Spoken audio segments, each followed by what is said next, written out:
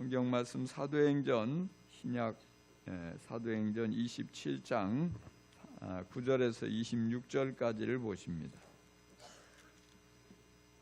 교독하는 형태로 보시겠습니다.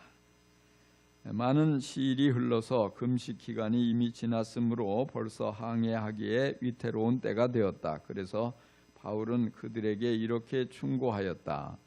여러분, 내가 보기에 지금 항해를 하다가는 재난을 당할 것 같은데 짐과 배의 손실만이 아니라 우리의 생명까지도 이를지 모릅니다. 그러나 백부장은 바울의 말보다는 선장과 선주의 말을 더 믿었다.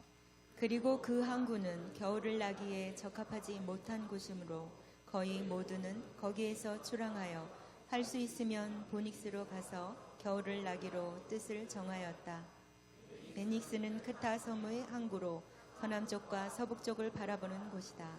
때마침 남풍이 순하게 불어오므로 그들은 뜻을 이룬 것이나 다름없다고 생각하고 닻을 올리고서 크레타 해안에 바싹 붙어서 항해하였다. 그런데 얼마 안 되어서 유라굴로라고 하는 폭풍이 섬쪽에서 몰아쳤다.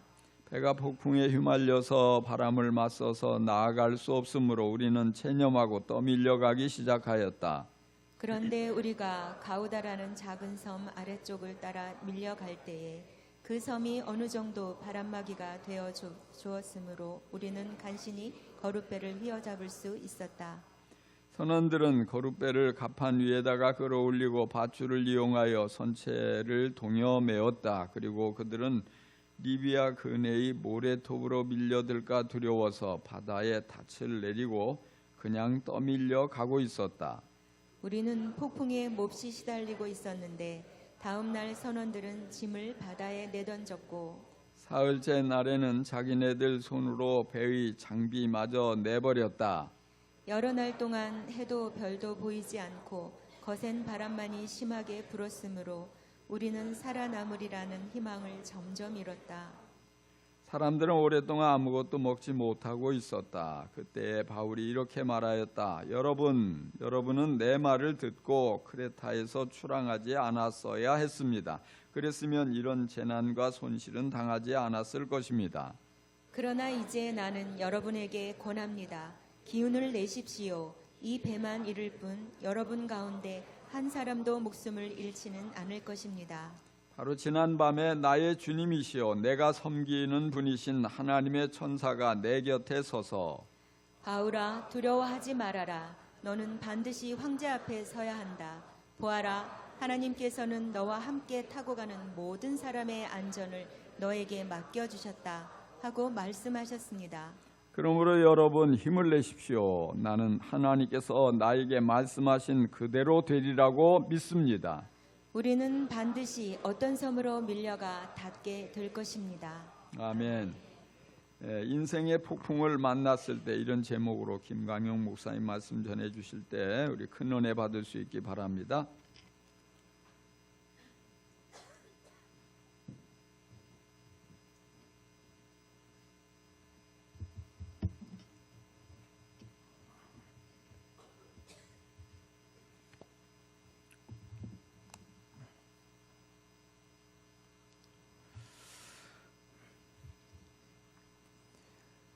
고대 로마의 철학자 가운데 한 사람인 세네카라고 하는 사람이 인생에 대해서 이렇게 정의를 내렸습니다.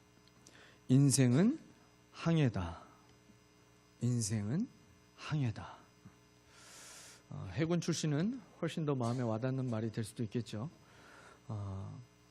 바다의 삶을 살아가 본 사람이라면 이 바다에서 배를 띄우고 나간 배가 때가 되어 다시 돌아오는 일이 당연한 일이 아니라는 것을 누구보다도 잘 알 것입니다. 생각하면 생각할수록 인생에 대한 깊은 통찰이 느껴지는 말입니다. 인생이 항해라고 한다면 그럼 아마 모든 사람이 기대하고 바라는 것 가운데 한 가지는 우리의 인생이 좀 순풍에 돛을 달고 원하는 목표를 향해서 순탄하게 항해하는 것을 누구나 다 원하시겠죠. 그런데 인생을 살아보면 절대로 순풍만 불어오는 바다는 없다라는 사실을 금방 깨닫게 됩니다. 오늘이 전반기 마지막 날이 되잖아요. 6월 30일. 한 해의 절반을 우리가 함께 살아왔습니다. 올해 자신의 인생에 순풍만 불어오신 분이 이 가운데 혹시 계십니까? 마음에 생각하고 계획한 대로 내가 욕심껏 모든 일이 다 이루어지던가요? 아마 대부분은 늘 순풍을 기다리기만 하다가 6개월이 다 지나가신 분이 훨씬 더 많지 않을까 생각됩니다. 또 순풍이 때로는 불긴 불었지만 너무 순식간에 지나가 버리고 원치 않는 이 폭풍만 연달아 불어온 것처럼 그렇게 느껴지시는 분이 이 가운데 훨씬 더 많이 계실 것입니다. 때로는 사고로, 질병과 가난과 그리고 내가 계획한 일에 대해서 실패하며 이 폭풍들을 만날 때 우리는 대부분 이런 생각들을 먼저 떠올리게 되죠.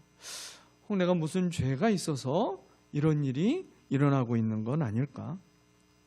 그런데요, 아무리 생각해봐도 죄 때문에 만난 폭풍이 아니라고 생각된다면 그 폭풍은 감당하기 어려워집니다.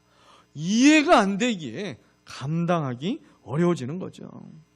더군다나 나의 실수 때문에 일어난 일이 아니라 누군가의 다른 사람의 잘못된 선택으로 인해서 인생의 폭풍을 만나게 되면 원망과 미움의 이 감정이 나를 믿음으로 나가지 못하도록 강력하게 붙잡아서 더욱 감당하기 어렵게 되는 것이죠. 더더욱 주님을 위해서 그 삶을 헌신하고 믿음으로 사는 것 때문에 만나는 폭풍이라고 한다면 그럼 더더욱 감당하기 어려울 것입니다. 오늘 본문의 이 바울은 주를 위해서 정말 그의 생명을 조금 더 아깝게 여기지 않으며 복음에 미친 사람이라는 말을 들을 정도로 그가 하나님의 복음에 사로잡혀 있었던 사람이었는데 그럼에도 불구하고 그는 질병과 가난과 사람들의 미움과 시기와 온갖 위협으로 죽음의 위기를 끊임없이 겪는 큰 고난을 너무나 많이 만났던 사람 아닙니까? 바울은 3차에 걸쳐 전도 여행을 했었죠. 이 3차에 걸쳐 전도 여행한 거리를 신학자들이 거리를 계산해 봤더니 적게는 15,000km, 많게는 20,000km 정도의 거리를 그가 전도 여행으로 다닌 것을 발견하게 됐어요. 이 긴 전도 여행을 다니면서 그가 당한 어려움들을 고린도후서 11장에 바울이 부득불 소개하고 있는 장면이 나옵니다. 바울이 다른 일도 아니고 복음 때문에 당한 그 고난의 크기들을 여러분 한번 상상하며 들어보셨으면 좋겠어요. 내가 바울이라면 정말 끝까지 나도 바울과 같이 그 길을 걸어갈 수 있었을까? 여러분 한번 생각해 보며 말씀을 들어보시면 좋겠습니다. 고린도후서 11장 23절에서 27절 말씀입니다. 그들이 그리스도의 일꾼입니까? 내가 정신 나간 사람같이 말합니다마는 나는 더욱 그렇습니다. 나는 수고도 더 많이 하고 감옥살이도 더 많이 하고 매도 더 많이 맞고 여러 번 죽을 뻔하였습니다. 유대 사람들에게서 마흔에서 하나를 뺀 매를 많이 맞은 것이 5번이고 채찍으로 맞은 것이 3번이요 돌로 맞은 것이 1번이요 파선을 당한 것이 3번이요 밤낮 꼬박 하루를 망망한 바다를 떠다녔습니다.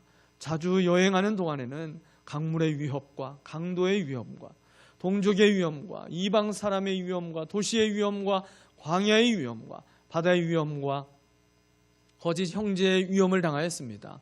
수고와 고역에 시달리고 여러 번 밤을 지새우고 줄이고 목마르고 여러 번 굶고 추위에 떨고 헐벗었습니다. 바울은 사실 예수님을 만나기 전에 그의 인생은 다른 사람들이 다 이루고 싶어하는 부러워하는 꽃길의 인생을 걸었던 사람이 바울이었어요. 부와 명예와 권력까지 보장된 그 시대 사회에 기득권으로 살아가던 사람이 바울이었습니다. 주님 만나기 전에 인생에서는 한 번도 경험해보지 못했던 고난이 예수를 만나고 난 뒤부터 시작이 됐어요.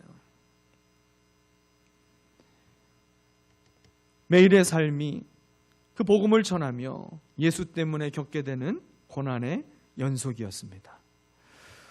예수를 믿는 것, 이제 이쯤 되면 포기할 만도 할 텐데 바울은 포기하지 않고 사명의 길을 끝까지 뚜벅뚜벅 걸어갔어요.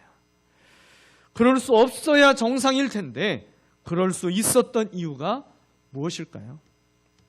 그것은 바울 안에 있는 하나님의 사랑과 은혜의 크기가 달랐기 때문에 그렇습니다. 하나님의 사랑이 그가 겪고 있는 고난의 크기보다도 훨씬 더 컸기 때문에 그는 하나님의 사랑을 붙잡고 전하며 살아간 거예요.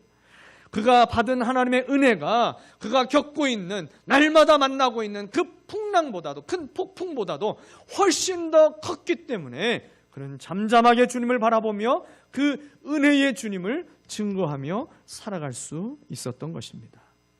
하나님의 사랑에 비하면 고통과 고난의 크기가 여전히 작게 느껴지는 것입니다. 하나님의 은혜에 비하면 어떤 고난도 우리가 은혜를 포기할 만큼 크게 다가오지 않는 것, 여러분, 이것이 믿음입니다. 이것이 하나님의 마음에 감동이 되는 믿음이 되는 줄 믿으시기를 바랍니다. 그렇기 때문에 이제 그만하면 됐다, 이런 생각을 바울은 품지 않았고, 내가 할 수만 있다면 한 걸음이라도 더 전진해야 되겠다, 내가 할 수만 있다면 한 사람이라도 더 만나서 복음을 전하려고 하는 정말 복음에 미친 사람이 바울이었던 것이죠. 바울은 인생에 찾아오는 폭풍들로 인해서 그 안에 있던 믿음이 꺾이기보다는 오히려 폭풍을 만나면 만날수록 더욱 그 믿음이 단단해지는 사람이 되었습니다. 폭풍을 만날 때마다 더욱 주님을 의지하고, 그리고 자기 안에 있는 하나님이 주신 그 믿음이 얼마나 생명력이 있고 그리고 능력이 있는 것인지를 증명할 수 있는 기회로, 폭풍을 만날 때마다 그 기회로 삼아버렸던 것이죠. 인생에 찾아온 폭풍을 믿음을 보여야 할 때로 여길 줄 알았던 이 바울의 모습을 통해서 오늘 우리에게 말씀하시는 주님의 음성을 들을 수 있게 되시기를 축복합니다.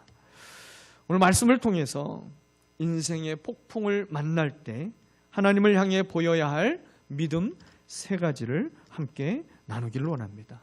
첫 번째로요, 폭풍을 통해서 하나님은 우리를 낮추시고 하나님을 만날 기회로 바꾸어 주심을 믿어야 한다는 것이에요. 276명이나 태우고 출항했던 알렉산드리아호는 이 유라굴로라고 하는 폭풍을 만나게 됐죠. 이 커다란 배가 여러분 당시에 지금처럼 엄청나게 고출력의 엔진을 장착한 그런 배들도 아니잖아요. 노를 저어야 되는 것이고 또 돛을 달아서 바람을 의지하여 항해를 해야 되는 배가 바로 그 당시의 배가 아니겠습니까? 276명이나 태운 그 배가 이 유라굴로라고 하는 폭풍을 만나게 된 결정적인 이유는 외적으로는요, 백부장 율리오가 잘못된 선택을 했기 때문에 그렇다는 것입니다. 그가 잘못된 선택을 하게 된 이유, 그가 이러한 잘못된 선택을 하게 된 이유를 2가지 단어로 요약을 할 수가 있어요. 하나는 11절 말씀에 기록되고 있습니다. 11절 말씀에 더 믿었다라는 단어가 기록되고 있어요. 더 믿었다. 바울의 말도 들었고, 그리고 선장과 선주의 말, 그리고 그 배에 있던 많은 사람들의 말도 듣고는 이 백부장 율리오가 둘 중에 하나를 선택해야 될 때 그는 무엇을 더 믿고 선택했는지 오늘 말씀에 기록이 되고 있죠. 바울 일행이 탄 배가 역풍으로 인해서 항해가 지체됐잖아요. 또한 금식하는 절기, 이 속죄일이 있었어요. 그 기간이 끝나게 되면 이제 9월 중순에서 10월 초가 되기 때문에 그 기간 이후에는요, 겨울이 점점 가까워지기 때문에 항해하기가 어려워지는 거예요. 그래서 그들은 미항에서 겨울을 지나고 갈 것인지 아니면 미항을 지나쳐서 이제 그 다음 항구까지 가야 될지 결정해야 되는 시기가 찾아왔죠. 바울이 이번 항해에서 큰 위험이 있을 것이다. 이 배도 부서지고 이 배에 있는 여러 가지 화물도 다 손해를 보게 될 것이다. 우리의 생명도 위태로울 수 있으니 이 미항에서 겨울을 보냈다가 출발하자. 근데 바울의 말을 귀뚱으로 듣게 되죠. 당시 곡물을 운반하고 있던 이 운반선은 로마 정부의 통제 아래 운항이 되었어요. 그래서 그 결정권이 선장에게 있는 것이 아니라 그 배에 타고 있던 백부장에게 결정권이 있습니다. 그 백부장은 경험이 많은 선장과 선주의 말을 바울의 말보다 더 믿고 항해하기로 결정을 내리게 됩니다. 또 한 가지 그가 잘못된 선택을 하게 된 이유, 두 번째 이유가 있어요. 12절에 가운데쯤에 기록되어 있는 말씀이죠. 거의 모두는. 이 개역 성경에 보면요, 더 많으니, 어느 쪽 의견에 더 많은 사람들이 동의하고 찬성하고 옳게 여기고 있느냐, 다수결로 지금 결정되고 있는 그 상황을 바라보고 있었다라는 것이죠. 선장과 선주는 미항이 겨울을 지나기에 불편한 곳이라고 핑계를 대고 있어요. 그리고 더 안전하고 따뜻한 베니스 항구로 가자고 요청을 하게 됩니다. 근데 사실은요, 이 항해를 하는 사람들에게 있어서 늘 원하는 곳은 유흥거리가 굉장히 많았던 이 베닉스 항구로 가서 쉬는 것을 항해하는 사람들, 이 뱃사람들은 훨씬 더 원했다는 사실이죠. 그래서 이 베닉스에 가서 겨울을 지내기로 사람들에게 이야기하고, 사람들도 그곳에 얼마나 많이 즐길 거리가 있는지 잘 알기 때문에 거기에 가서 겨울을 나자고 모두가 다 동조하게 되는 거예요. 베닉스에서 겨울을 나기로 하고 미항을 떠나려 할 때 마치 저들의 결정이 옳은 결정인 것처럼 때마침 남풍이 순풍으로 불어오게 되잖아요. 그 순풍으로 인해서 백부장과 선장, 선주, 승객들은 모두 다 자신들의 결정이 옳은 줄 알고 닻을 올리고 그리고 크레타 해안을 따라서 항해를 하게 된 것입니다. 여러분, 저와 여러분도 인생의 큰 폭풍과 같은 삶의 문제를 만나게 될 때 우리도 이 두 가지의 잘못된 선택의 기준이 우리 안에서도 작동되고 있어서 폭풍을 만나게 된다라는 것을 우리가 깨달아야 할 것입니다. 왜 그렇습니까? 믿음보다 지식과 이성과 경험이 더 우선되어 선택하고 있기 때문에 그 결정의 기준에 하나님이 보이지 않고 있기 때문에 우리의 그 잘못된 선택이 유라굴로라고 하는 큰 폭풍의 문제를 만나게 되는 것입니다. 또한 기도하는 사람의 말보다 대다수의 사람이 말하고 있는 것에 우리의 귀가 더 크게 열리고 따라가기 때문에 우리의 인생의 폭풍과 같은 문제를 만나게 되는 것이에요. 여러분, 그 유라굴로를 만난 사람들의 행동이 어떻게 됐습니까? 그동안 자기들이 그렇게 자랑하며 또 그렇게 소중하게 여기고 그렇게 의지했던 그 배에 있던 모든 물건들을 전부 다 바다에 던지게 되잖아요. 그들이 평생 쌓아왔던 경험과 지식, 그것이 이 유라굴로라고 하는 풍랑 앞에서는, 폭풍 앞에서는 아무런 효력을 발휘하지 못하게 됐어요. 배를 움직여 원하는 방향으로 갈 수 없게 되고 그저 떠밀려가게 되고 있었습니다. 선장은 더 이상 선장이 아니게 됐고 이 배의 진짜 선장은 여호와 하나님이심을 점점 보여주게 되는 것이죠. 여러분, 지식과 경험을 하나님보다 더 권위에 올려놓진 않으셨습니까?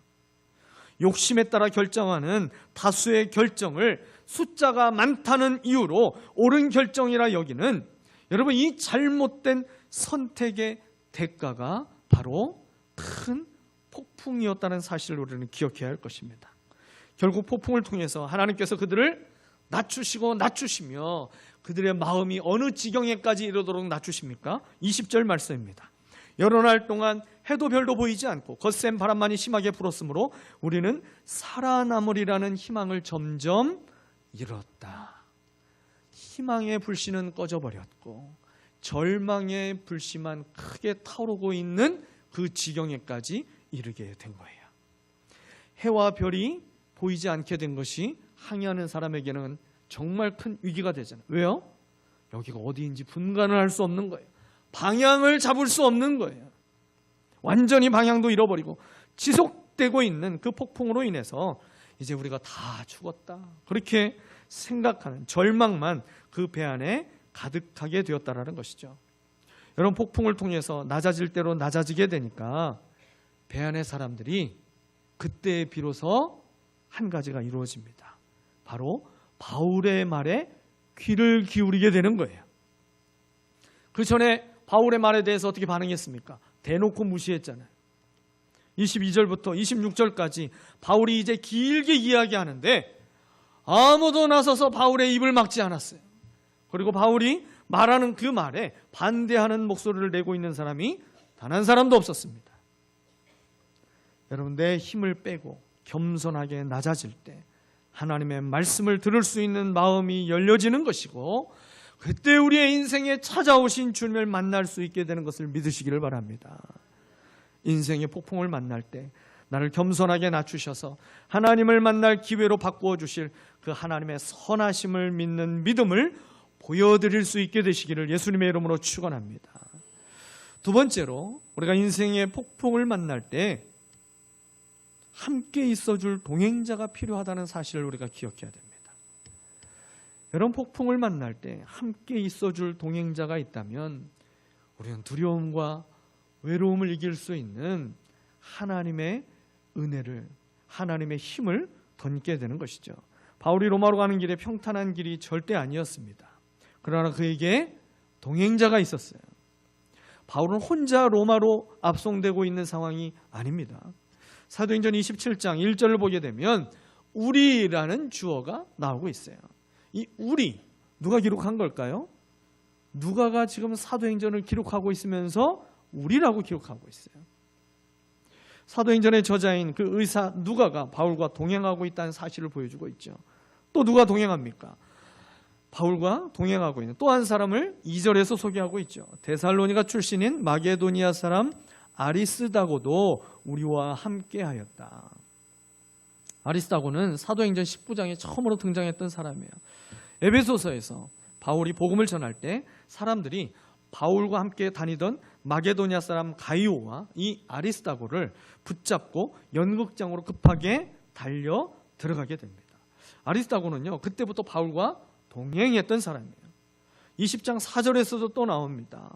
바울이 에베소를 떠나서 이제 예루살렘으로 돌아가게 될 때에 그때 바울과 동행했던 7명의 이름이 나오는데 그 7명의 이름 가운데 한 사람이 이 아리스다고예요. 바울을 호송하던 배에는 사실 276명이 그 배 안에 바울을 포함해서 타고 있었잖아요. 그들 모두가 다 바울과 함께 가고 있으니까 그들이 동행자일까요? 절대 그렇지 않죠. 그들 중에 군인도 있었고 선장과 사공들도 있었어요. 사업을 위해서, 무역을 위해서 그 배에 여러 가지 물건을 싣고 가는 승객들도 있었습니다. 그러나 절대 그들은 바울의 동행자가 아니었습니다. 그저 어쩌다 보니 함께 배를 타고 갈 뿐이었죠. 누가와 아리스다고는 함께 있던 수많은 사람들과 다른 바울의 동행자였습니다. 왜 그렇습니까? 바울과 목적지가 같은 거예요. 그리고 살아가는 인생의 목표가 같은 것입니다. 그리고 서로 사랑하며 섬기는 공동체였기 때문에 그들이 동행자였다는 것이죠. 여러분, 우리의 가정과 목장이 그래야 되는 거 아니겠습니까? 함께 힘들고 어려울 때 그 곁을 지켜주며 끝까지 그를 붙들어주며 지지해주고 기다려주고 인내하며 하나님의 사랑으로 끝까지 품어줄 수 있는 여러분, 이 동행자 공동체가 바로 우리의 가정이고 목장이고 교회인 줄 믿습니다. 아프리카의 속담에 이런 말이 있어요. 빨리 가려면 혼자 가고 멀리 가려면 함께 가라. 여러분, 멀고 험한 길을 가야 한다면 동행하는 사람이 있어야 안전하게 되는 것이죠. 우리가 달려가고 있는 믿음의 길도 마찬가지인 것입니다. 그래서 우리의 인생길도, 우리의 믿음의 길도 결코 혼자서는 걸어갈 수 없는 길이에요. 함께 가는 동행자가 필요한 것입니다. 그렇기 때문에 우리의 인생길에, 믿음의 길에 좋은 동행자가 있다는 것 정말 큰 축복이 아닐 수 없어요. 사랑하는 여러분, 좋은 믿음의 동행자를 만날 수 있도록 날마다 기도하시고, 그리고 더 나아가서 우리 자신이 누군가에게 좋은 믿음의 동행자가 되어주시도록 우리의 삶을 주를 위하여 기꺼이 누군가를 위하여 내어줄 수 있는 저와 여러분 되시기를 예수님의 이름으로 축원합니다. 여러분, 우리에게는 사실 더 이상 다른 동행자가 필요 없을 만큼 확실한 동행자가 계시다는 사실을 우리는 기억해야 되잖아요. 여러분, 그 동행자가 누구십니까? 세상 끝날까지 나와 함께 하시는 예수 그리스도께서 우리와 동행하고 계시잖아요. 주님이 왜 우리와 그렇게 동행하고 계시겠습니까? 내가 너와 함께 이렇게 동행하고 있듯이 너도 누군가에게 그렇게 동행자가 되어주렴. 안심할 수 없는 세상에서 안심할 수 있는 하나님의 품을 경험하게 만들어주는 하나님의 사람으로 살아가시기를 축복합니다. 마지막으로 폭풍을 만날 때 더욱 하나님의 말씀을 붙잡는 믿음을 보여야 한다는 것입니다. 폭풍을 만날 때마다 이 폭풍을 이길 수 있는 힘, 이 폭풍을 이길 수 있는 지혜, 이 폭풍을 능히 극복할 수 있는 그 은혜는 여호와 하나님의 말씀을 붙잡을 때에만 가능한 것입니다. 22절부터 26절을 보게 되면 사공을 비롯한 모든 사람들이 구원의 소망을 다 잃어버리고 두려워 떨고 있을 때 바울이 그들에게 여러분 기운을 내십시오. 힘을 내십시오. 그렇게 사람들을 위로하고 권면하며 세워가고 있었어요. 개역 성경에 보게 되니까 바울이 같은 단어로 계속 외쳤습니다. 안심하라, 안심하라, 안심하라. 여러분, 안심할 수 없는 세상을 우리가 함께 살아가고 있는 거 아니겠습니까? 누가 안심을 외칠 수 있겠습니까? 하나님의 말씀을 붙잡은 자, 살아계신 하나님의 말씀을 그 귀에 생생하게 듣고 그 손에 약속의 말씀이 들려있는 자만이 세상을 향하여 담대하게 안심하라고 외칠 수 있게 되는 줄 믿습니다. 바울은 하나님의 말씀이 지난밤에 그에게 생생하게 들렸어요. 여러분, 바울이 아무 근거 없이 이런 말 함부로 할 수가 있겠습니까? 허황되게 그렇게 안심하라고 얘기할 수 있겠습니까? 하나님의 말씀이 그에게 들려졌기 때문에 그 말씀을 근거로 바울이 이야기하고 있는 것이죠. 그런데요, 사실 그렇게 안심하라고 이야기하고 있는 바울 자신 안에도 두려움이 얼마나 가득했는지 몰라요. 바울 안에 두려움이 있다는 사실을 무엇으로 알 수 있습니까? 하나님의 천사가 바울에게 나타나서 제일 먼저 했던 말씀이 뭐였어요? 바울아, 두려워하지 말아라. 바울도 두려웠어요. 그의 눈앞에 펼쳐지고 있는 이 어마어마한 폭풍을 그가 계속해서 바라볼 때마다 해와 달이 다 가려져 있고 지금 하나님께서 말씀해 주신 그 말씀이 들려지고 나서 바로 폭풍이 멈춰진 것도 아니고 여러 날 동안 그 폭풍이 계속 지속됐습니다. 무려 14일이 될 때까지 이 폭풍은 멈추지 않고 지속됐어요. 분명히 하나님이 말씀을 주셨는데, 우리를 안전케 지켜주신다고 했는데 이 폭풍이 줄어들 기미가 보이지 않고 있어요. 그럼에도 불구하고 상황과 환경보다 약속의 말씀을 더 크게 붙잡을 줄 알았던 이 바울이었기 때문에 바울은 폭풍 중에서도 평안할 수 있었고, 두려운 마음을 용기와 담대함으로 바꿔주신 그 하나님께서 그의 입을 통하여서 두려움에 떨고 있는 인생을 향하여서 여러분 기운을 내십시오, 안심하십시오 끊임없이 외칠 수 있었다라는 사실입니다. 사랑하는 여러분, 인생의 폭풍의 문제를 만나고 계십니까? 그 폭풍 속에서 무엇을 붙잡으려고 지금 애쓰시고 계십니까? 사람을 붙잡으려고 하십니까? 방법을 찾고 있습니까? 세상을 향하여 끊임없이 지혜를 구하고 있습니까? 하나님의 말씀을 더 구하시길 바랍니다. 주님의 말씀을 더 사모하고 그 말씀 앞에 우리의 삶의 시간을 최대한 많이 드리며 말씀 앞에 엎드려 주님의 음성이 들려질 때까지 우리의 삶을 주님 앞에 굴복할 때에 주님 우리에게 들려주시는 약속의 말씀을 붙잡고 믿음으로 승리하게 하실 줄 믿습니다.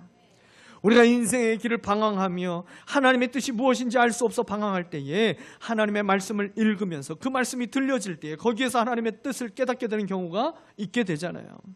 성 어거스틴의 이야기를 하고 마치도록 하겠습니다. 그는 젊은 나이에 마니교회에서 생활하면서 육신을 따라 살았고 세상의 인기와 육신의 쾌락과 향락을 위해서 살았던 사람이었어요. 그는 그저 타락한 탕자와 같은 어거스틴으로 살았습니다. 그런 그 아들을 위해서 그 어머니 모니카는 끊임없이 눈물을 흘리며 아들을 위해서 기도했죠. 어거스틴이 여전히 세상에서 향락을 즐기지만 여전히 마음의 안정과 평안이 없이 살아가고 있던 어느 날 그의 귓가에 한 음성이 들려지게 됩니다. 그 책을 펴서 읽어라. 그 책을 펴서 읽어라. 그 음성을 듣고 눈을 떠보니 자기 옆에 성경책이 놓여져 있었어요. 성경을 펴서 읽었습니다. 그 읽은 말씀이 로마서 13장 12절에서 14절 말씀이에요. 밤이 깊고 낮이 가까이 왔습니다. 그러므로 우리는 어둠의 행실을 버리고 빛의 갑옷을 입읍시다. 낮에 행동하듯이 단정하게 행합시다. 호사한 연애와 술 취함, 음행과 방탕, 싸움과 시기에 빠지지 맙시다. 주 예수 그리스도로 옷을 입으십시오. 정욕을 채우려고 육신의 일을 꾀하지 마십시오. 이 말씀을 읽은 어거스틴은요, 이 말씀을 바로 자기에게 주시는 말씀으로 받아들여서 지난날의 모든 잘못된 생활을 그 자리에서 회개하고 청산하게 됩니다. 그리고 그가 주님께 완전히 돌아서서 성 어거스틴으로 그의 인생이 완전히 달라지게 되죠. 사랑하는 여러분, 비바람이 몰아치는 큰 폭풍 속에서 하나님의 말씀을 들을 수 있게 되시기를 축복합니다. 우리에게도 인생을 살아가면서 폭풍을 만날 때 바울과 같은 믿음이 있어야 합니다. 우리가 감당할 수 없는 폭풍을 만날 때 우리도 바울처럼 하나님을 만나야 비로소 그 문제가 해결될 수 있다는 것을 깨달으시기를 바랍니다. 하나님의 음성을 들어야 되는 것입니다. 그리고 폭풍 속에서도 하나님이 우리와 함께 하시고 지켜주실 것을 확실하게 믿어야 되는 것입니다. 이제 말씀을 맺도록 하겠습니다. 사도 바울의 하나님이 나의 하나님이심을 믿으시기를 바랍니다. 바울과 같이 고난 속에서도 여전히 믿음으로 주님을 바라보고 주님을 믿는 믿음의 사람이 되시기를 바랍니다. 세상 끝날까지 나와 함께 동행하시는 주님을 닮은 동행자가 되어주셔서 소망을 잃어버린 자들이 위로와 소망을 얻는 통로가 되도록 우리가 이제 이 한 주간 주님의 손과 발이 되어 살아가 보시기를 바랍니다. 폭풍 속에서도 하나님의 음성에 귀를 기울이며 말씀을 붙잡고 결국 우리의 인생을 반드시 믿음으로 승리하게 만드시는 그 하나님의 은혜를 경험하게 되는 저와 여러분 되시기를 예수 그리스도의 이름으로 축원합니다. 함께 기도하시겠습니다.